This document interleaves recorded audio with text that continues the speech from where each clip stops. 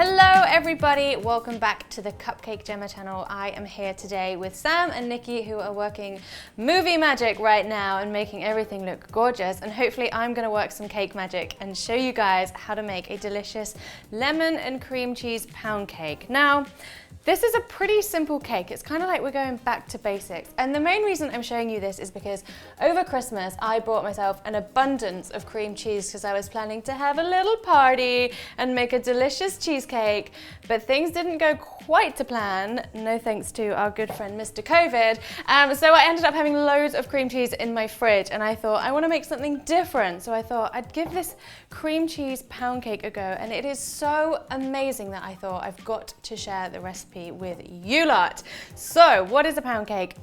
It's pretty simple. It's a straight up kind of cake, but it's really, okay, I was talking to Nikki about this on the way, and I was like, how do I explain that it's kind of dense and compact, yet really airy and delicious? And it is all of those things. It's super buttery. The cream cheese and the lemon add a really lovely tang, and it's the kind of cake that you don't need any kind of icing or accompaniment. You can just eat it. It's like a tea time cake, like the kind of cake you'd have at your book club.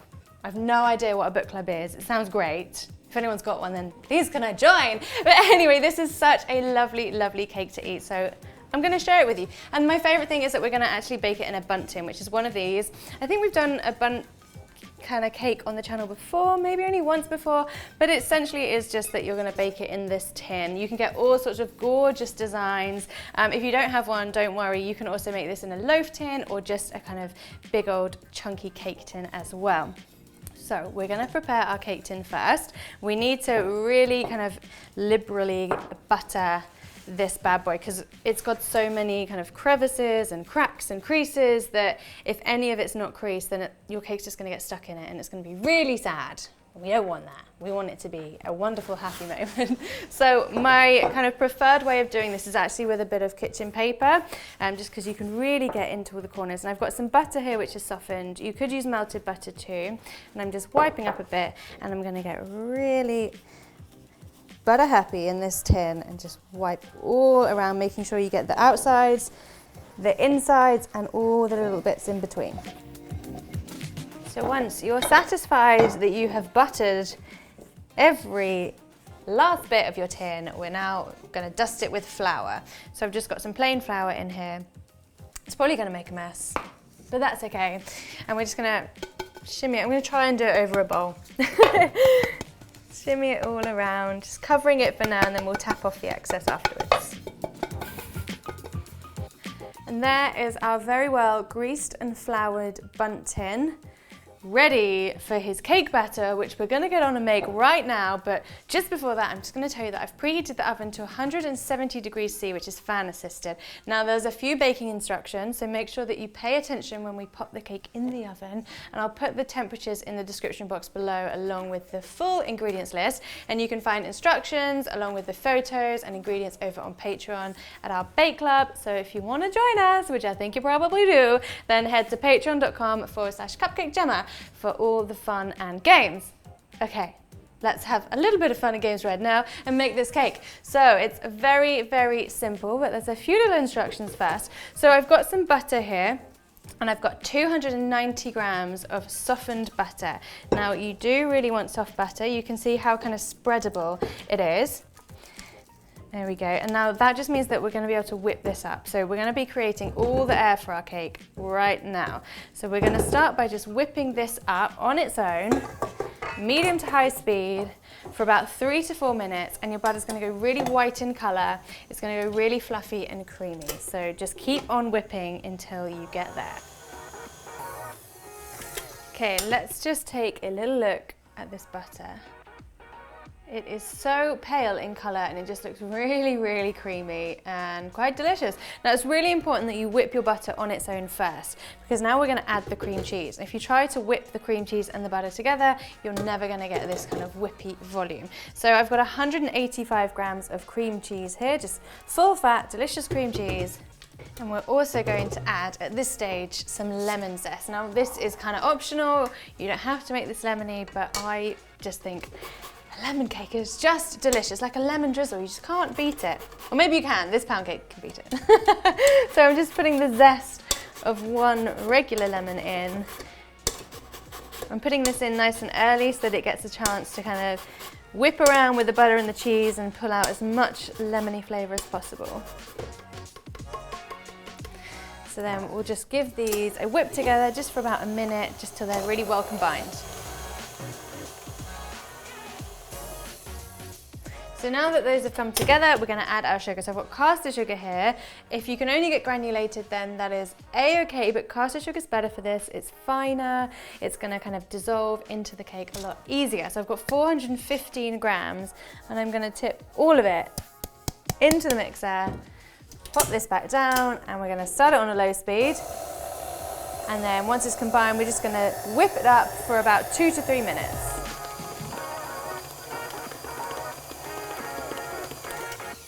So now you will see that this is quite a loose batter already, and we haven't even added our eggs. Like, it's quite kind of sloppy, and we're going to be adding a total of 5 eggs.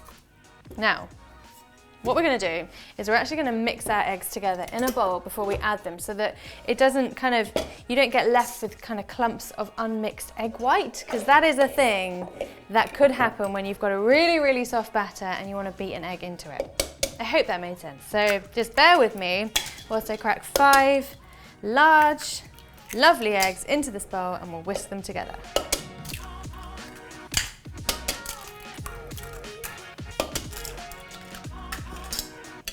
Here we go.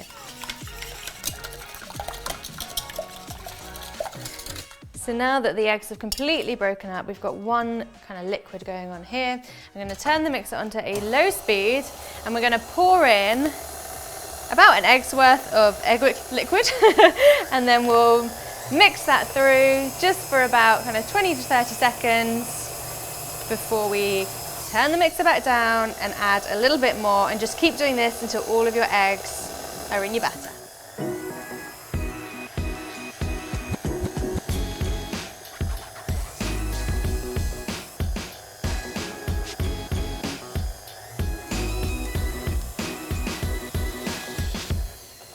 So once all of your eggs have combined into your mixture, I'm just going to add a little bit of vanilla.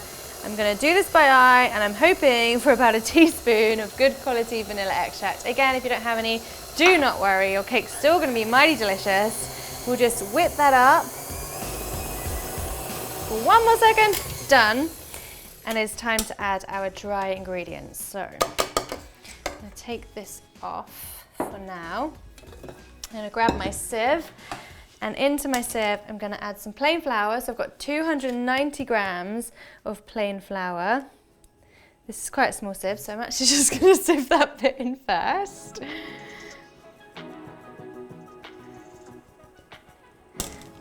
So on top of the flour, we're going to pop in ½ a teaspoon of baking powder to give this a little extra air, and a good pinch, probably about 1/8 of a teaspoon of salt. Again, it's not going to be salty, it's just going to pull out all those delicious, buttery, tangy flavours. Pop all of this in. Now, before I put it back on the mixer, I'm just going to give it a good once over by hand, because the mixer tends to make this go everywhere. And I'm just going to pop it back on the mixer on the lowest speed, and only for a few seconds. We don't want to over mix this now that the flour's gone in. We just want to mix it until it's just combined.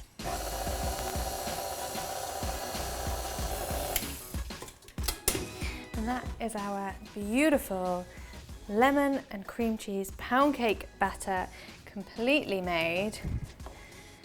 It's just time to get it into the tin. Before we do, I'm just going to go once around my mixer, because you can see there's some little bits of flour around the edge. Just going to very gently give it a little fold to make sure that it's all just one gorgeous batter. And now we'll get it into the bundt tin, which is kind of easier said than done. We're just going to do little bits at a time.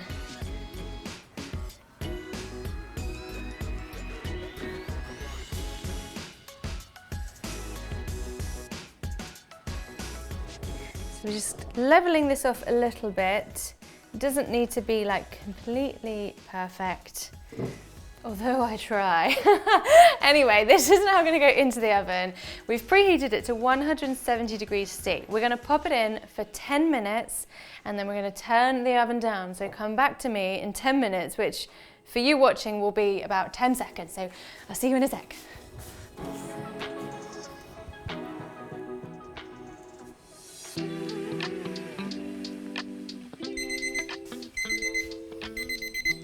Okay, so after the first 10 minutes, whatever you do, don't open your oven door. We don't want to get loads of cold air in there. What we're going to do is just turn this down to 150, and that's where we're going to leave this cake.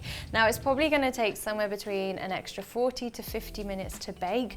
Kind of depends on your tin. If you're doing a loaf tin, it might be a little bit less, so set it for 30 at least if you're doing a smaller cake tin, and then you're going to test it. We're going to use a skewer. You're going to put it right into the middle of your cake, pull it out. If it's got a little bit of cake batter on it, then you want to leave it in the oven for another 5 to 10 minutes and just keep on testing it until your skewer comes out clean. So I'm going to go for 40 minutes because I've baked this a couple of times before. Sorry. There we go. Right, see you soon.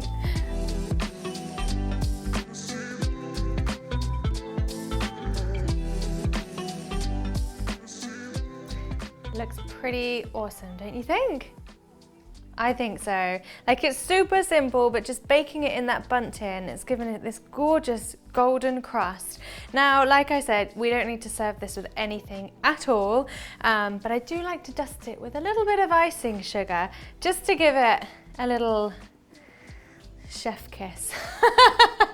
Here we go.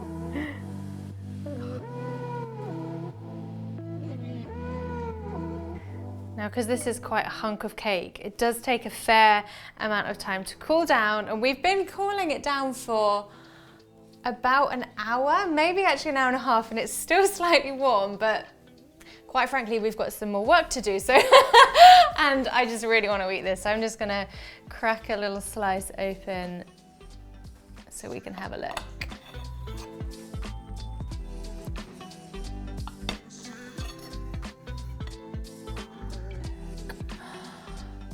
Oh, it's so pretty. I know it sounds weird because it's just a piece of sponge, but it's so perfectly even and fluffy.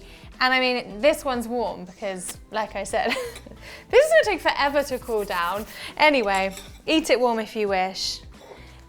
I'm just gonna, oh, just fork just literally melts through it. This is a huge piece, here we go. So delicious. The texture is absolutely perfect.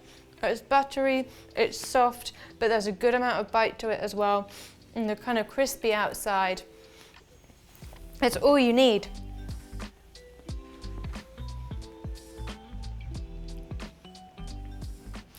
So I hope that you guys enjoy this. I hope you give it a go. If you're looking at it and thinking, oh, it's just a bit of sponge cake.